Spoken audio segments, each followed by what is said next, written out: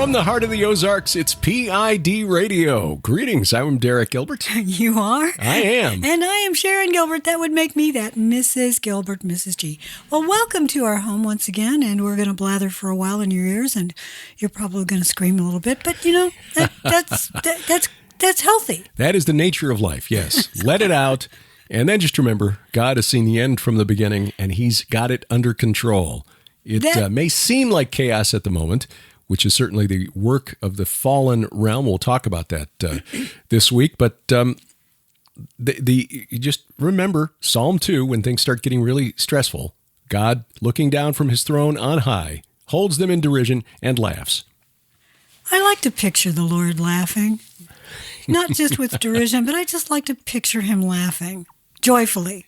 Yeah. And a day is coming when that will take place. I think so. Yes. I really do. Well, so much has been going on in the world of politics and theopolitics, not just geopolitics. And I think that's why you and I are going to talk this week about something that sounds really fancy, but it's simple and yet super complicated. Yes. And a quick program note before we dive in. Please download our app. Download our app for iOS, Android, Amazon Kindle Fire phones and tablets, or if you want to put it on the big screen directly, Roku or Apple TV, the GHTV, the Gilbert House Ministries app is free, and it gets you all of our content directly from the Christian company who's developed the app, right to you, bypassing the gatekeepers of big tech. So if we say something they find offensive, they won't be able to get in the way. Ha-ha! Yes. By the way, the app just got cooler. Yeah. The blog tab is back. That's right. We've added a blog tab, and so we'll be posting essentially everything that we're doing under the blog tab, or most everything. So Unraveling Revelation updates, View from the Bunker updates, that kind of stuff. Plus, I'll be posting a series of articles. That's what I think is most useful, because you can find those programs on another tab. Right. This tab, I think, would be best served if it just had served cold. If it were just your comments and occasionally mine. You write a lot. And oftentimes they're excerpts from your books, and I think that that's extremely important, because the truth is that in the Tom Horn model, you have released excerpts from your book to the extent that you've given at least away half the book. Or more. Yeah, in the case of the Second Coming of Saturn, in Last Clash of the Titans, both of those, almost 90% of the book, available to read for free. But we're going to put that out through the blog tab at the app, so that you've got more content than just the audio and video that we put out there. And, of course, there's the Bible tab at the app as well, which is really, really helpful. You've got an audio Bible with like 5 different translations. So you can have it read to you while you're traveling, or when you're in bed at night, just want to hear some scripture. That's a really neat and useful function. Isn't as part it of nice? the Gilbert House app. So. I so love that app. Yeah. So if you haven't downloaded it, go to your favorite app store and just search for Gilbert House, 2 words. And you'll see the little logo there that Sharon designed, GHTV, and bring that in. The advantage of the mobile app is we've also got a calendar in there of the upcoming Bible studies for the Gilbert House Fellowship, so you can kind of follow along, read in advance, and be prepared for our Sunday blather. Be prepared. This is our Saturday blather. This is the Saturday blather. Now, I don't know if we're going to be blathering next Saturday or not. I guess it depends upon what we plan on doing that day. Yeah. Because it's, Christmas Eve. Yeah. Well, probably. And the following Saturday is New Year's Eve. So. Right. So probably 2 weeks off, unless there's something really big that happens in the news this coming week. Or we get really bored and decide that we just want something to do. That could be. Not that we ever lack for anything to do. We are busy, busy people. And I love it. Yes. I wouldn't change my life for anything. Well, because what we're doing is a joy, and we pray that it honors our King. It does. And that's what indeed. we're trying to do. This is yours and mine, this is our 25th Christmas together. Right, yeah. We'll be celebrating our 25th anniversary in January, and if that sounds odd, it's because you don't count the first year when you're married. So first anniversary is the following year. So it's 1 degree of freedom. But this is our 20 because we met and enjoyed Christmas together before we got married. Right. And it was, boy, that was memorable because I was still singing with the Ambassadors of Harmony, the barbershop chorus. And for me, one of my favorite memories of that first Christmas together, I know you and Nicole attended that concert. And at the end of the concert, the ambassadors have this, and by the way, they've gone on to win the international championship 3 times since I stopped singing with them, which I'm sure is just coincidental. But no, you sang really well and you worked hard. But it was too much time away from home in order to really sing at that level. It's a really, really wonderful singing organization. They do a lot of good charitable works. They do. But they traditionally end their Christmas concerts with the whole audience joining the chorus in the singing of Silent Night as they hand out candles. And I heard your voice coming from the balcony. Aww. I knew that was you. And there I was in the front row, and I couldn't sing anymore because I choked up. But that was that's one of my favorite memories of our 25 years. 25 years. We've done a lot of things in 25 years. We've seen a lot of things and blathered about a lot of things in 25 years. Well, I've forgotten a lot. That's why we're putting the old archives of P.I.D. radio on the app, because I've forgotten a lot of those shows. We have to listen to them, too, because we'd forgotten many of those interviews. We talked to a lot of people. A lot of people and talked about a lot of things. Yeah. Well, I don't want to rabbit trail too far, but an awful lot of topics from back in 5, 6, and 7 as we were just getting started and beginning to learn what it is that we talk about now, the divine counsel concept, interviews with people like Mike Heiser, and just starting to get our heads around that concept. Yeah. So if you want to hear the development of the Gilberts and how we've learned over the past 17 years of doing this program, you can find under Classic P.I.D. Those old programs. And now with the 2 weeks, over the next couple of weeks of the holiday, I'll be adding more of those archived shows up to the app. And just to let you know, we don't necessarily hold the same views about everything. No, that's true. Because we've grown over the years. Yeah. Still love coffee, though. So that has not changed. I love coffee. Yeah. Good grief. That was wonderful invention, Lord. Thank you. Thank you, Lord. Yes. And speaking of things we have learned over the years, you and I have discussed many, many government programs, secret programs, public programs, military, actions, and just about anything to do with world domination over the last, how long have we been doing this? 17 years, 18 years? Going 17 years since 2005, March of 2005. So it'll be going on 18 years. Yeah, long time. And you and I talked about it a lot before that. We began discussing politics almost the minute we married. And I'd like to go back and hear some of those conversations. Maybe the Lord will replay those just for amusement when we're with Him in glory. Hey, Derek, remember when you were arguing the Darwinian evolution was okay? Oh, pretty funny. We all laughed about that. We talked politics and theopolitics now, but the title of this episode, I love it. Fractal Politics. And that was inspired by a documentary that we started watching. On fractals and how that shape repeats over and over in nature. And of course, the experts they were interviewing said, "Oh, look, what's the word they're looking for? Evolutionary." Yes, natural selection. Natural selection shows these patterns, right? Like, or a designer thought that the idea was a really good one for designing a natural realm. No, once again, I'll say first law of entropy. First law of thermodynamics, entropy. The idea that everything is becoming less organized as time goes by. Yeah. So evolution is counterintuitive to that. It is. And the idea of fractal organization is also counterintuitive to that. But if you believe in creation, it absolutely makes sense. It's the idea that you can take a shape and then you wind up with a shape that eventually looks really ragged around the edges and random by taking that same shape. And they explained it by showing how a computer designer, computer developer, was able to come up with a way for creating convincing-looking mountains in a computer-generated graphics program.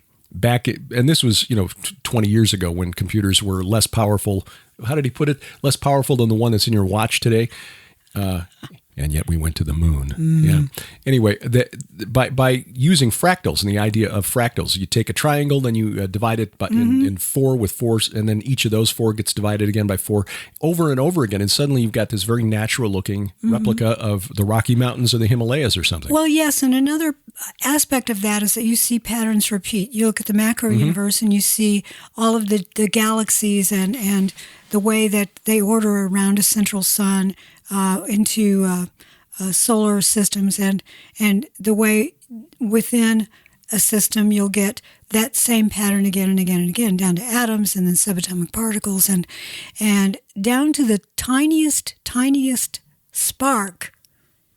Where does it go from there? Bottom line is the Lord created everything, and He is holding it all together. I think that physicists are trying to describe the world according to their own view of, frankly, God, because they believe that mankind has achieved that level of intelligence and observational abilities. But the fact is that the Lord holds all things together, and they're trying to describe God. Yeah, and what's interesting is the article that was published just this past week by a column written by a theoretical physicist whose name I don't have in front of me, who says that he doesn't Dr. believe. X. Yeah, he doesn't believe that there are actual laws of physics. I know, I saw that and I thought that was hilarious. I tweeted that a week or so ago. But the idea of fractal politics means that you see the same patterns repeating and repeating and repeating. Right. And there's only one explanation for that. There is a spirit drive behind it all. Gee, almost as if we wrestle not against flesh and blood. Wow, go back to the earliest pre-flood era, and you've got one strong person in charge, presumably, if you look at the idea of the Watchers, Shemyaza, and then you've got the lieutenants, and then beneath that you've got other sub-lieutenants and local advisors, and all of them and their children were running the human system. We have the same thing now. I think a lot of conspiracy theorists, putting on my tinfoil hat, would say that it is the hidden hand behind it all, the puppet master. Yeah. And they're looking for humans to blame. But the fact is, there's something behind the human. And sadly, you see a lot of Christians who are making that same mistake and assume that if we just elect this guy or that guy, and we've seen a couple of politicians that have reached almost messianic status among some groups. Donald Trump. You know, I know this is not something that'll win us friends, but let's be honest. There are people out there, friends in some cases, who just held that if we go all in on Donald Trump and Trump 24, everything will be fine. But before that, we saw the same thing with the libertarians and Ron Paul. If we just elect Ron Paul, everything will be fine. Well, no, because there's more going on there. There is a lot more. And again, we wrestle not against flesh and blood. Principalities, powers, cosmic rulers over this present darkness, spiritual wickedness in the high places. That's who's controlling things. And what we see at the human level, and this is the reason for this week's title, are the fractals, the repeating, copied shapes, the patterns repeating in the physical realm. That seem when you put them all together to be chaotic, but the fact is they're not. One example, you and I this morning, I this morning for whatever reason, and I'll credit the Lord with it if it's a good idea, I started researching the old idea of the Project for a New American Century. Do you remember that back in I think it was 97 when they were established? At least that's what they said. They were established. Yeah, and I'd forgotten, as you mentioned, that Gary Bauer, formerly the Family Research Council, was one of the signatories to the policy statement by PNAC. Yes, indeed. Well, PNAC had a vision for the 21st century. And that vision comes down to two words, Pax Americana. In other words, Imperial new Rome. world order run by America. Right. Stated goal to promote American global leadership. This was founded by... And reinforce the peace, hence the idea of Pax Americana. Right. It's just... Well, it's a very old idea that America was to be the new Rome. That's why the new Atlantis. Well, the new Atlantis. But the reason the United States Capitol is called the Capitol... OL. Capitol, OL. Congress meets in the Capitol, let me put it that way, is because that was the name of the temple of Jupiter in Rome. Thomas Jefferson insisted on that. So this idea was that we would become the new Rome, and we certainly have. Look at the structure of the buildings and the statuary in Washington, D.C., and frankly in many state capitals as well. Right. You see sacred geometry over and over again, but this homage to the Greco-Roman ideal. Yeah, and the buildings were modeled after temples, to be really precise about it. Hence the Temple of Democracy. Yeah. That was a term that came out a lot after January 6th of last year. It really struck me. Frankly, I'd never heard it before, but it's an old idea. It is. And it goes back to Thomas Jefferson and the way that U.S. Capitol was developed after that. The architecture, the look of the layout is clearly inspired by the temples of ancient Rome and Greece. The dome was inspired by the Pantheon in Rome, which was a temple to all of the gods of Rome, even down to the oculus in the top of the dome. The main difference between that one and the one in Rome is that the one in Rome was open to the sky, but it represented a portal through which Caesar would rise up to become one of the gods. Well, on the U.S. Capitol, you got George Washington painted up there as the newest god in the Pantheon. And I argue in the book, The Second Coming of Saturn, that it does not represent Apollyon. Well, it does, which Tom, I think, was correct about that. But Apollyon, I believe, was Saturn, Shemiyaza. Yes, I agree with you. Same entity by different names. And they were originally supposed to put Washington in a room off of the crypt down in the lower level of the Capitol. And there's a hole, or there was, they've since covered it over, but there was a hole in the rotunda. So you could look down and see the body of Washington lying there, and then look up and see the oculus through which resurrection, he was apotheosis, brought back from the netherworld. Well, the British kind of messed up those plans by burning the Capitol during the War of 1812. And, there's still a crypt, though. You can go down there. There is a crypt, and you can see the Declaration of Independence and the Constitution down there. Nobody buried down there. They just call it the crypt. But Washington was supposed to be put there, and it would have happened had not the Capitol been burned by the Brits in 1813, I guess it was. Maybe the Lord didn't want to allow that it's like, okay, that's a step too far. And by the time the building was rebuilt and rehabbed and they were ready for George's body, Martha had passed on, and George's descendants said, we're not going to do that. So, but that was the original plan.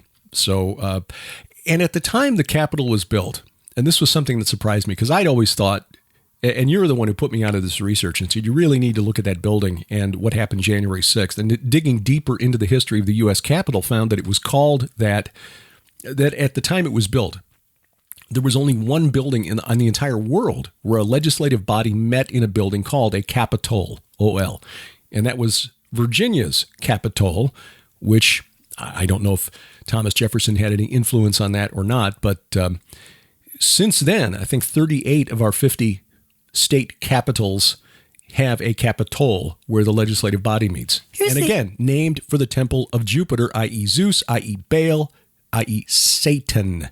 Here's the irony about that entity being revered in the Capitol, harking back to Rome, is that having one in Virginia, or even having one in Washington, D.C., which is sort of astride Virginia and Maryland, is that you've got Virginia, Maryland, Virgin Maryland.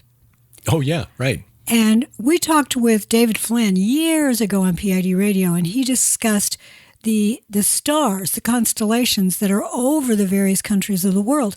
And over that portion of the United States is the Virgo. And she holds up a wheat sheaf. It's Inanna. Oh, yes. We have to go back and link to this. This was back in 2006 when we did that interview with David. It was on Daniel 3:3. And I've got to look up Daniel 3:3 now to see. But it was a 3-part series that we did. We may have gone back and put that all together into one episode. It's also, he writes about it also, I think, in one of his books that you can find in the David Flynn collection. If Skywatch TV Store still has any of those, That book, they may be really out of those because I don't know if they did a reprint. It was a big... Oh, the David Flynn collection? Yeah, it was a big book that had pictures on the inside. So it makes it a little more expensive to print. But, boy, worth it.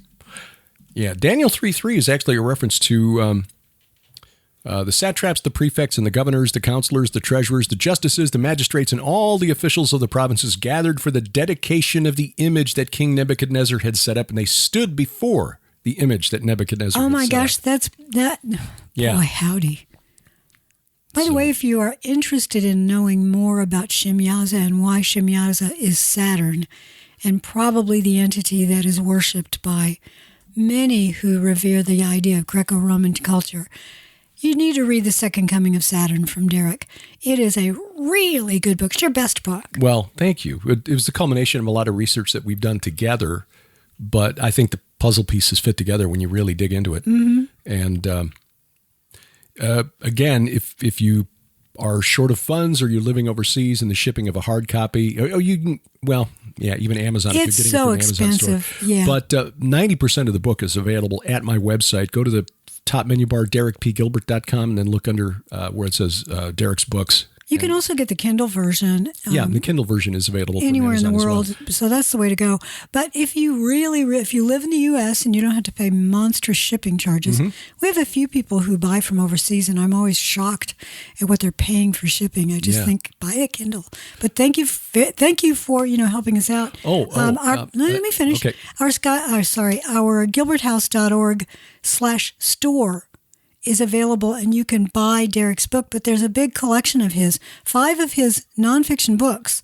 It's one of our packages for Christmas season, and we're going to run this through the end of January. And I was going to mention, we've also now added the 13-part DVD, a video teaching series based on the book, where in 20-minute segments, I summarize 13 different sections of the book. And I didn't pick the number 13 because of any weird numerological thing. It's just 1/4 of the year. So if you really want to use the book for a Sunday school or a Bible study or something for 1/4 of the year, that's 13. A lot of people do it that way. Anyway. And frankly, a lot of Christian books, nonfiction books, have 13 chapters for that reason. Yeah. Well, my book wound up with 33 chapters, which again was not deliberate. That's brilliant. But it just worked out. So, yeah. So I summarized the 33 chapters in 13 videos. You're funny. And you'll find that at our store as well. Skywatch TV store does have the David Flynn collection. Good. Which includes Temple at the Center of Time and Cydonia, which is about Mars. And actually, they've also got Cydonia as its standalone book, but it's cheaper to buy the David Flynn collection. Oh yes, and get that. It really is. It's one book, and it's just everything in there. It's brilliant. Right. And listen to that old P.I.D. radio. Forgive us for being stupid back then. But David Flynn was brilliant. He absolutely was. And I'll put a link in the notes. Which, by the way, this is a new development in the app. Now the app in the description on the mobile app includes links, so I can link to things in the description, which didn't used to be the case. And you can do that in the blog entries as well. Sure. Good. So anyway, check out David Flynn. We've got, in fact, we've got a David Flynn category at the P.I.D. radio website, and I'll put that link there so you can hear all of the stuff with David. Because not only was that discussion fascinating, but his analysis of the Roswell event in 1947. Oh my goodness! Based on Talk the location, about fractals. Yeah, and the numerological connections, the occult numerological connections to what happened in 1947. It's just mind blowing. So, well, I think one way to summarize the idea of fractal politics is there is nothing new under the sun. Yeah, that's a good way of putting it. And what's interesting, and I think this is where a lot of Christians fail to see what happens in the spirit realm as directly responsible for what we're seeing in the natural, is that we've got a really simplified, almost childlike understanding of what happens in the spirit realm. That's true. George Barna, who's now at Arizona Christian University, but he's been polling American Christians for a couple of decades now on a regular basis. What do we believe? Why do we believe it? And really drilling down into those beliefs, finding out what pastors believe and so on. And he's found that most American Christians don't really have a supernatural worldview, much less a biblical worldview. It's like 7% of American adults have a biblical worldview, but it's only, I think, as of the 2017 poll, like 17%, 19% of American Christians. And that he defines as having like 6 core Christian beliefs: that Jesus lived a sinless life, that he literally rose from the dead, that he was born of a virgin, that we can't earn our way into heaven, that Satan is a literal entity and not just a concept. Most American Christians, 80%, don't really believe those things, which are Christianity 101. So with that kind of a worldview, it's easier for us to turn to naturalistic explanations and potential solutions to our problems, rather than seeing the physical realm as a fractal of what's going on in the spirit realm. And it's probable, we even see hints of this in Scripture, that the fallen realm are fighting with one another, just as politicians do here in the natural realm. I think they squabble constantly, and I think that we see this drive to create a world order going way back. Right. Going back to Babel and probably pre-flood, the idea of we want to bring in a God to be the ruler over all of us, and it's going to be a great, it's going to be utopia. That is over and over and over again. We see it even in the Old Testament, where you have the Prince of Persia being, put away and replaced by the Prince of Greece. That's what I was referring to, yeah. And then the Prince of Rome. Yeah, exactly. It doesn't say Prince of Rome, but the Prince to who will come, I think, probably refers to that. And then Jesus makes reference to the Prince of this world, or the God of this world. Yes. Likely being Satan. Yeah, he wasn't referring to, the Caesar in Rome, the current ruler, the emperor. He wasn't referring to that. He was referring to a spirit entity. And that spirit entity, I think, is just sort of sitting to the one side and watching all of the others squabble. Sure. And try to set up this fiefdom and that fiefdom. We've seen, even just recently, we've seen Napoleon try to set up a world domination. We've seen the Ottomans, who did have world domination for a long time, right up through the end of the 19th century. They didn't lose it until 1917. We see, Rome going back. We see Greece had a world empire. We're seeing the Pax Americana. Before that, there was the British Empire. We're seeing, and the British Empire is just an extension of the Greco-Roman Empire. Right. And the American is just an extension of the British Empire.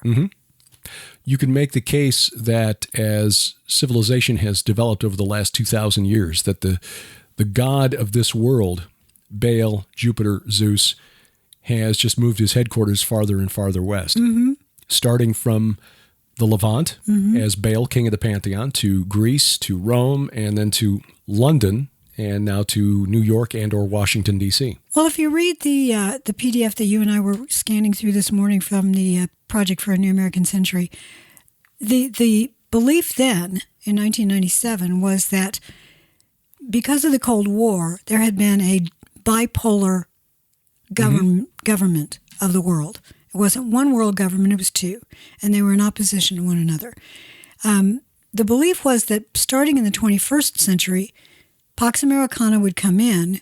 There would be, because the Berlin Wall went down and the Soviet Union collapsed, became the Russian Federation, that it would become a unipolar world. And should become a unipolar. It's a tripolar world right now, with 3 main actors.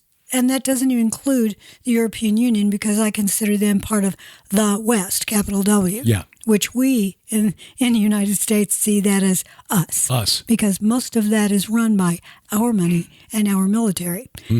But China and Russia and the United States. And Russia is essentially becoming a satellite of China. In a way, for now. I think what we're seeing is a fracturing of the world into 2 main contingents. One being the West, which is Europe, North America, and the satellites that we control. Japan is probably would be considered part of the West, even though it's Far East. And on the other hand, the BRICS nations, which is now becoming BRICS Plus, which is Brazil, Russia, India, China, South Africa, but also now Saudi Arabia. Egypt wants in. Iran probably will get in as Russia and Iran are close to signing a mutual defense pact. And it's a fundamental difference between two types of economies. We in the West have industrialized earlier than those other parts of the world, the global South and Russia, China, India. And the industrial economy has been replaced by a financial economy where we don't actually make anything anymore for the most part. I mean, we still do some, but not like we used to. We've offshored a lot of that manufacturing to places like China and India and so forth. And our economy is really based on financialization. We don't invest in means of production. We invest in other investments, which is how we got the global subprime mortgage collapse back in 2007, 8, and 9. And we're on the verge of another bubble right now.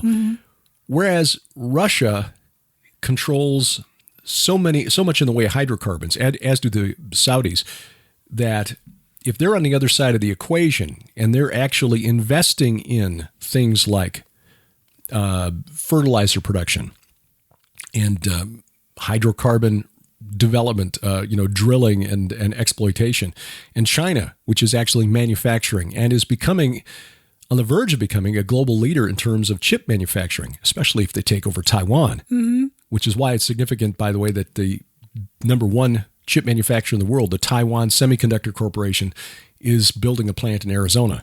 Oh, yes. Yeah, yes. That's huge. But the race is on to get to a 3 nanometer technology. The Chinese aren't there yet, but they're working real hard to get there. Anyway, those are the two big divisions in the world right now, the financial economy versus an industrial economy. We became wealthy in the West through an industrial economy. We don't want anyone else to get there. At least the elites who control the West don't want anyone else to get there. And will make anyone who's trying to get there, like China and Russia, an enemy and call them an enemy. When I was reading that, that's so very true, by the way, everything you just said. Well, you're brilliant. Well, I wish I could claim, that I'd thought of that on my own, but I just read a lot. But yeah, me too. Makes me seem smart too. I'm just going to read. One of the things I read this morning in the Project for a New American Century document was that back in 1997, the idea of a space force, U.S. Space Force, was envisioned. And that was made possible and begun during the Trump administration. Yeah, it was interesting. Even though P.I.D, by the way, wound down its operations around 2006, it's kind of funny that they fired up about the time we met and then closed down after we started P.I.D radio and started talking about them. Yeah, I'm they pretty knew sure it. that's what was going on there. Yeah, those Gilberts aren't to us. Whatever, shut up. But change our names. Yeah, change our names. It's That's really all they did. do. Yeah. They have, if you dig into that, there are about 12 deep or more little cutouts for the PNAC, and many of them have the same physical address. Yeah. You're not even hiding it, guys. Interlocking think tanks in Washington, D.C. The PNAC was really founded by Robert Kagan, who's one of the grand old men of neoconservatism, and William Crystal, formerly of... whose dad was a grand old man of neoconservatism. Right. Crystal, what was the magazine? It floundered and finally failed. We just subscribed to that for a while, and I can't remember. Yeah. I'll look it up. And they've launched an online only publication called The Bulwark, which is really attracting no attention. Crystal was a big, very outspoken never-Trumper. But it is ironic that it was Trump who finally brought that Space Force into fruition. One of the things that we're calling for to maintain this Roman-like dominance of world politics was an increase in the percentage of America's GDP spent on defense to 3.7 to 3.8%. And guess what Joe Biden has done? He's just bumped it up. The Weekly Standard. The Weekly Standard, right. They always had great artwwork on the cover. Yeah, and they had, was it Fred... a couple of guys that we used to watch on Fox a lot, and Mort Kondracki. Mort Kondracki!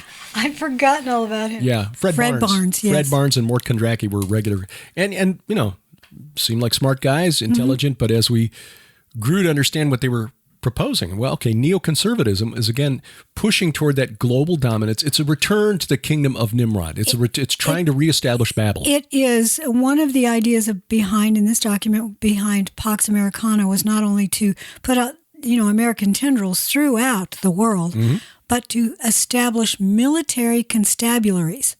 Yeah. In other words, police stations. Right. Run by the military to make sure that, and this is just a repeat of Rome because the Roman soldiers had to enforce the law locally. Yeah, and they were based all over the world. Yeah, Julius Caesar would have loved what America has accomplished. Oh, so much. I can just get on Zoom and do this? What?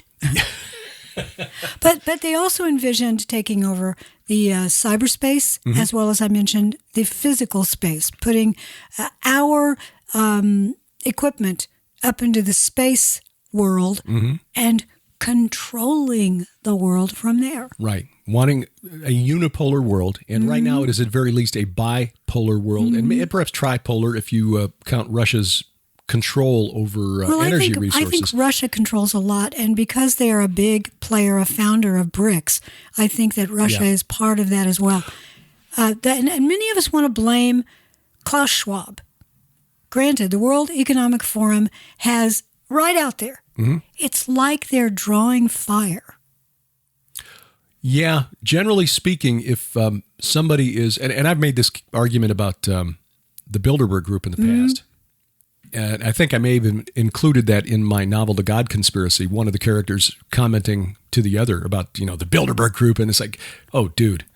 Posers. When you've got a group of guys who can't go to buy a hot dog without the media all over them and following their every move, how secret can they possibly be? Lightning rods. Yeah. So the World Economic Forum, likewise. They're openly calling for stuff that, should concern us.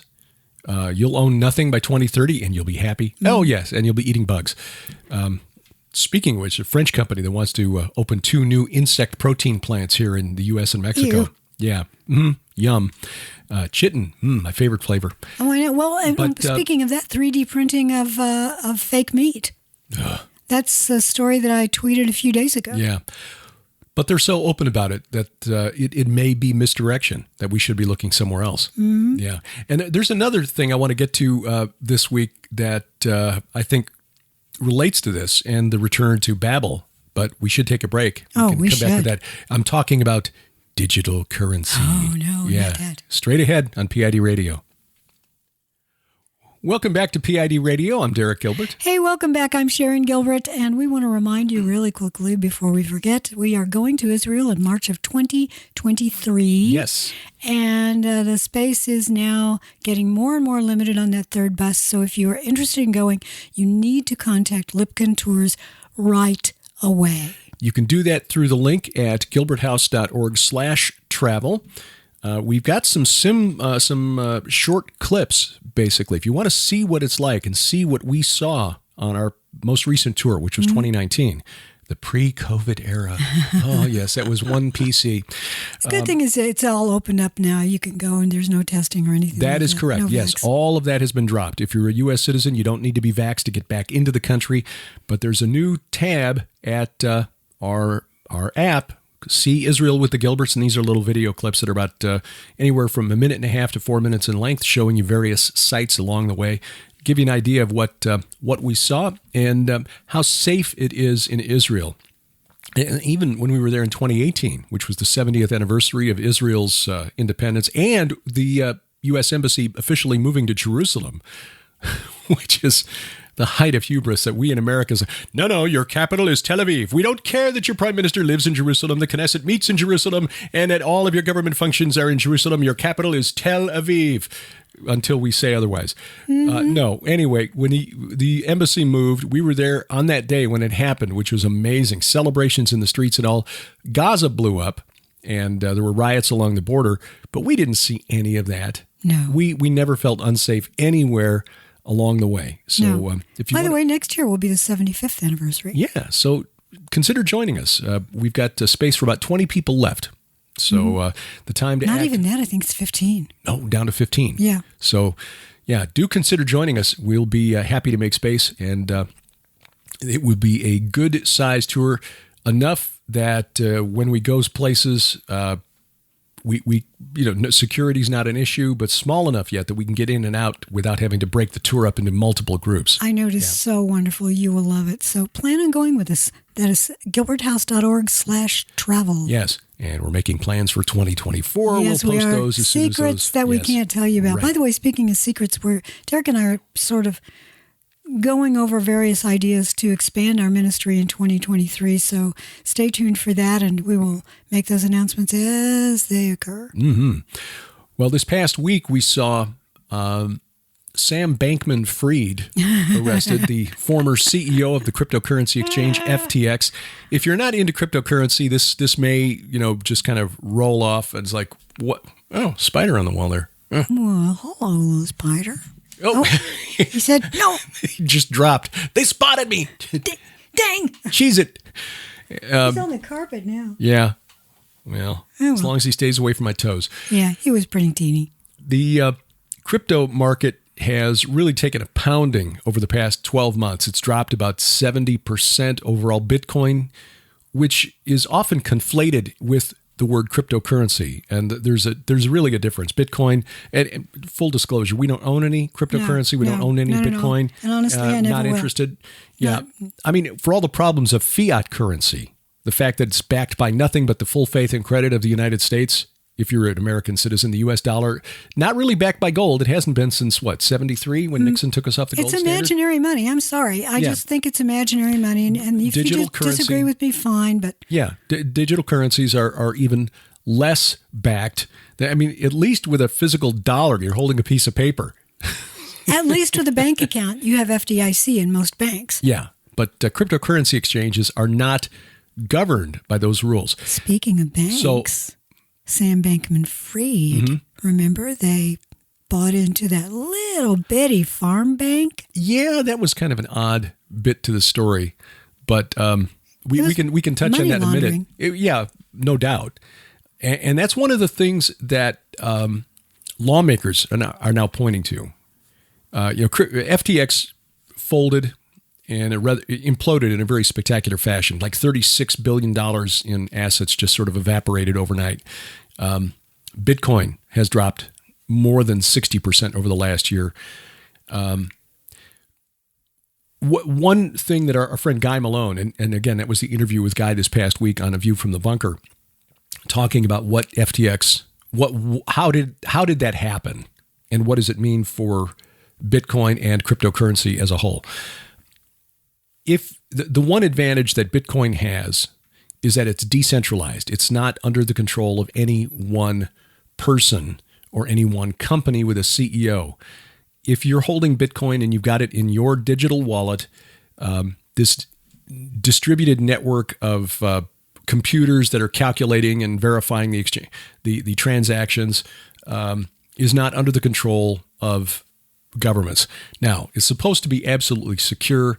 That's proven not to be the case. You remember when they had that pipeline, the Colonial Pipeline was hacked by hackers, and they were paid in Bitcoin? Yes, I do remember that. The FBI was able to recover most of that Bitcoin. Now, how is that possible if you can't hack Bitcoin? Well, in the early P.I.D. radios, when Bitcoin was first becoming a thing, you and I've been against it from the beginning. This is imaginary money. And I always said it was a way for the dark web to move things around. Sure, right. But one of the things we talked about was this idea that it was 100% secure, could never be hacked. No. And within months, there were wallets being hacked just to see if it could be done because only one penny, the equivalent of 1 penny, would be taken in Bitcoin. So these were tests over and over again. And then the amounts got bigger and bigger and turned into millions of dollars worth of Bitcoin suddenly disappearing. Yeah. Well, now we're talking billions. Billions. Yeah. So with FTX off the table and Sam Bankman-Fried in custody, which, by the way, was very interesting, the timing. He was supposed to testify to the House Financial Services Committee, chaired by Maxine Waters on Tuesday. Representative Waters, a recipient of some of the largesse of Sam Bankman-Fried and his donations, political donations. He was arrested in the Bahamas Monday night. The U.S. Attorney for the Southern District of New York sent a sealed indictment to the government of Bahamas, and he was busted. He was taken into custody. So he couldn't testify. almost as though somebody didn't want him speaking in front of a congressional committee. Now, his testimony, the text of his opening statement, was given to Forbes magazine, which published him on Tuesday. He was, again, going to throw people under the bus. He had been giving interviews. He threw his ex-girlfriend under the bus. Yeah.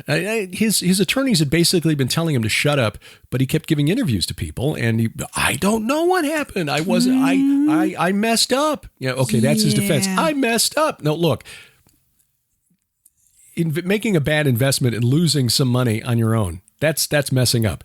Taking customer deposits and transferring them illegally, or what would be illegal if you were running a business in the United States instead of the Bahamas, to your investment company run by your girlfriend and having her blow it, that's not messing up. That's fraud. That's fraud. Well, but it reminds me. Okay. Throwing her under the bus, but he was also then going to blame the court-appointed CEO, John Ray, and the law firms now that are involved in this, including Sullivan and Cromwell, which is one of the most prestigious law firms in Washington, D.C., tightly connected with the political class there. He was making the claim, or going to make the claim, that this is like what happened to Enron, where you get the lawyers involved and they essentially carve up the carcass and make lots and lots of money for themselves and leave nothing for customers. And Bankman-Fried was going to claim that we're solvent. I don't know why they're doing this. I don't know. I wish I'd never signed the document. Okay, fine. But this leaves the big kahuna now in cryptocurrency exchanges as Binance, a company called Binance. Yes, but Binance was out sort of dissing Bankman-Fried. Binance, I think the head of Binance was actually trying to take him down. I think you're right. And he goes by the acronym CZ. I forget what his first name is. His last name is Zhao. Caesar. Yeah. Well, there you go. Or cubic zirconia. Anyway, CZ is... there's been an investigation into his exchange, Binance, since 2018. And U.S. prosecutors are divided inside the Department of Justice. According to Fortune, which reported on this, that some of them think that they've got enough evidence now to charge Binance with violating U.S. laws against money laundering. Because there are groups out there who want to keep their financial transactions out of sight of governments, like terrorist organizations. Oh, exactly. And they've been using crypto coins. There's a stable coin out there, which is a term used for a cryptocurrency that is pegged to the U.S. dollar or some other currency. And this is called Tether. Yeah, theoretically. Theoretically, yeah. One Tether coin equals one U.S. dollar. And there are some questions as to why Tether was so heavily used by FTX. Apparently, there are groups like some of those so-called moderate rebel groups in Syria, backed by the CIA, that were using Tether to solicit funds, raise money. And so there's speculation that the CIA or other deep state operators may be allowing them to slide because it's useful for them, as with the old Promise software. It gives them we talked a lot about Promise, Promis. Right.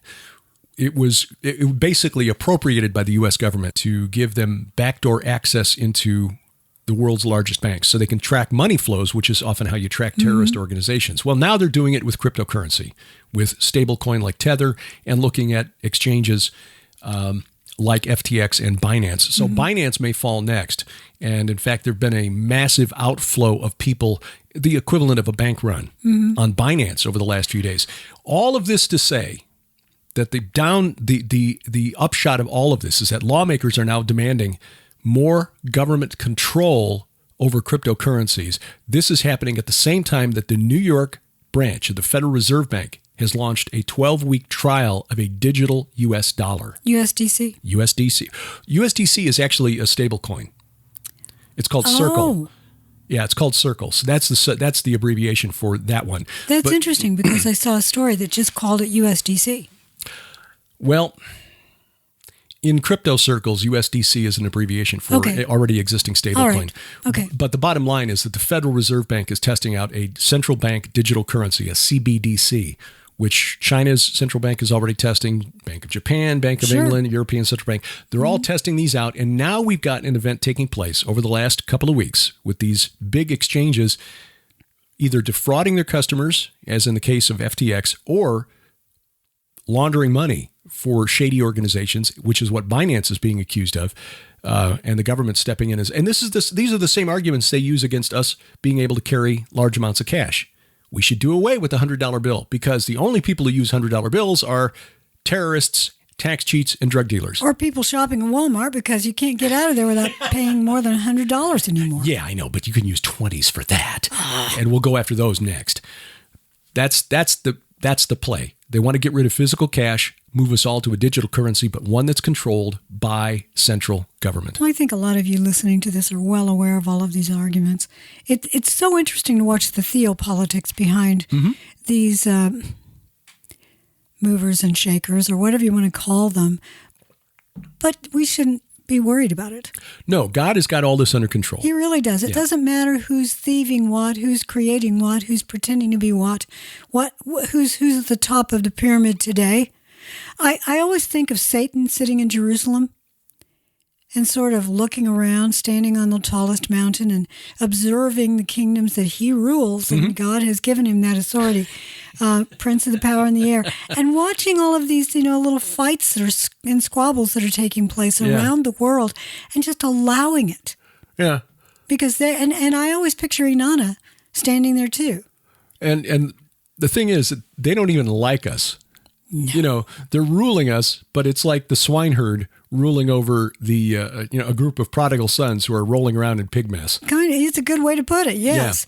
Yeah. But the bottom line is, and I love this picture. It's always in my head. It's not necessarily backed up by a specific a scripture, but I always picture Satan, sitting in Jerusalem somewhere, or sitting on Mount Hermon, looking down at all of the kingdoms of the world, and laughing because he sees Michael sitting on a bench like he's been taken out of the game, and he has nothing to do. And Jesus is in heaven. He doesn't care anymore.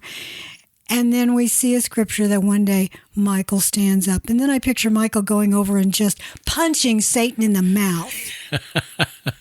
Yeah, I so want to see that. One of the most remarkable, and you're the one who pointed this out to me, one of the most remarkable scriptures in prophetic scriptures in the Bible, Daniel 12, verse 1. At that time shall arise Michael, the great prince who has charge of your people.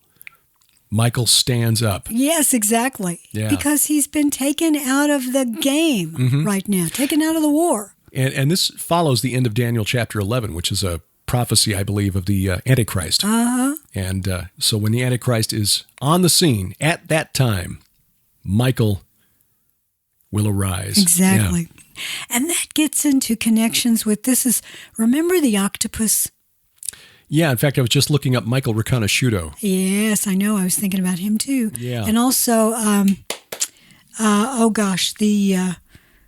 what was his name? He was with the military, and he was part of the Sirius sect. Michael Aquino. Yes, Michael Aquino. Yes. All of that and many, many, many other things were part of something that was being prepared by a journalist who was found dead, and I think in his bathtub. Danny, gosh, what was it? Something Consolero? I think Consolero is right. Let me look that up. But yes, we did a program on that. We did a number of them. And we were contacted by Virginia McCullough. Yes, who had a website that tracked a lot of this activity. That a lot of it was taking place in California, in and around the Cabazon Indian Reservation. Yes, indeed. Where it's Casolaro, Casolaro, who died back in 1991. Yeah, he was killed. He was suicided at a motel in Martinsburg, West Virginia. Yes. Yeah, wrists slashed 10 to 12 times, but it was ruled a suicide. He was working on this, the octopus. Michael Riconosciuto was kind of a central player in there as he helped Inslaw, or helped with the appropriation of the software from Inslaw by the United States government. In fact, Wired.com has an article from some time ago called The Inn's Law Octopus. Mm-hmm. It's really eye-opening. And this goes back to our early days of P.I.D. radio when we were trying to get our heads around some of these things. But we did a program on the octopus and summarized the whole thing. And I'll put a link to that in our show notes, just to show you that this is not a new thing, that when you're starting to look around the world and see, the World Economic Forum and this World Economic Forum has been around for 50 years. Klaus Schwab started it as a young man. He has helped the World Economic Forum in the networking opportunities it provided. The government of China has allowed China to become a global economic powerhouse. This is not a new thing. No. This globalist drive and the tentacles which reach from the unseen realm into our realm to draw us into this globalist ideal of a one world government, to draw us back to Babel. And in fact, if you think about computer machine language, the underlying bits and bytes that translate our commands from English or Russian or Chinese into what the computer can do, we're already speaking a single language. Yes, we are. And much of that has to do with not just communication, and the lockdown forced us to communicate that way. And many work. What's that?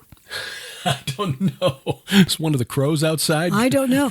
Many individuals within the workforce now work from home, and they don't ever want to go back to a building. And that's why some cities, inner cities, are dying because the high rises are empty. Right. The internet has allowed people to not have to travel back into the city, which kind of sets back the plan of the globalists. They just didn't see that people might rather stay at home and remote work than have to crowd into They'll work it out, though. But they'll work it out, because the whole point is you cannot survive. You cannot buy and sell. You can't participate in the world economy if you're not part of that hive. Yeah, and that gets back to the idea of a central bank digital currency. Guy Malone did a real good presentation on that for Skywatch TV's virtual conference back in the spring on whether Bitcoin was the mark of the beast. And Can you still sign up for the conference? That one, no, but Guy does have a copy of that presentation at his website, guymalone.com. Good. And his point was that, no, Bitcoin, because it's decentralized, can't be the mark of the beast, or couldn't be, but a central bank digital currency could very well. Because not only if the Federal Reserve Bank or any, say, the International Monetary Fund or World Bank, whatever, issues a global digital dollar, not only does that digital dollar eliminate financial privacy, they would know whatever you spend it on, they could also set it so that you could not spend it on certain things. No, you can't buy Bibles with this. You cannot donate to certain... Can't buy rifles. You can't buy ammo. Rifles or ammunition. But it'll be equitable and sustainable because it's no more paper. And besides, money is dirty. You're spreading the COVIDs when you touch money. And you get money back if you gamble, or if you buy cigarettes, or, alcohol, or... Get cash back with your purchases or whatever. So, yes, they would be able to control what you could spend it on, where you could spend it, how much you could spend. Hey, it's a way for us to get the COVID relief payments out to everybody, even the people who don't have banks. Everybody's got a digital wallet now. But what's your social credit score? What's your social credit score? Right. China is really admired by the technocrats of the World Economic Forum. I think, though, that the Chinese Communist Party are just using the globalists of the West. And at some point, they're going to say, okay, you were useful insofar as you helped us kneecap the middle class in the West. But now it's time for a global communist order with China at the head. I tweeted a really thoughtful article from AmericanThinker.com this morning at Twitter about that very thing. The Chinese and the World Economic Forum, and how one is using the other, and the Chinese are probably going to win. Yes, I agree. But at the end of the day, and at the end of the podcast...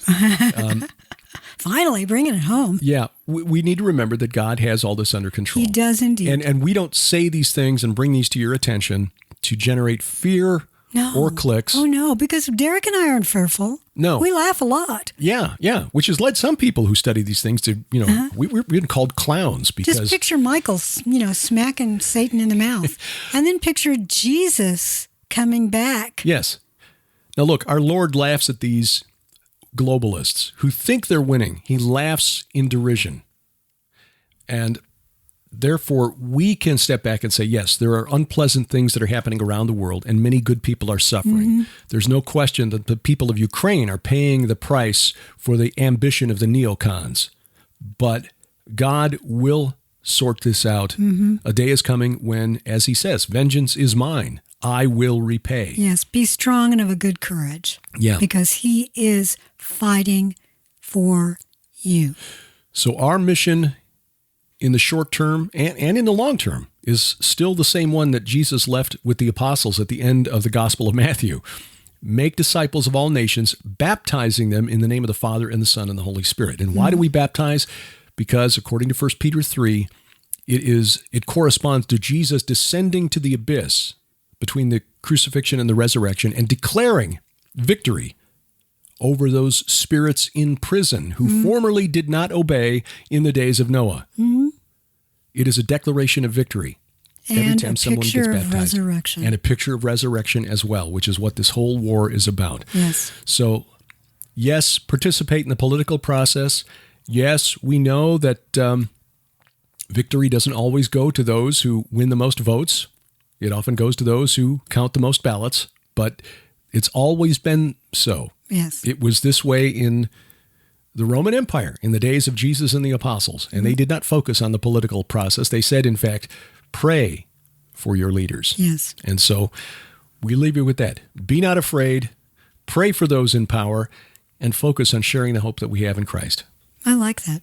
Amen. Amen. Thank you for listening. Until next time, I'm Derek Gilbert. I'm Sharon Gilbert. Bye-bye, everybody. P.I.D. Radio is an outreach of Gilbert House Ministries, released under Creative Commons Attribution, Non-Commercial, No Derivatives 4.0 International License. Follow us online, PIDradio.com, Twitter @PIDradio, or by downloading our free app, PIDradio.com/app, or GilbertHouse.org/app. Join us each week for our Bible study, the Gilbert House Fellowship.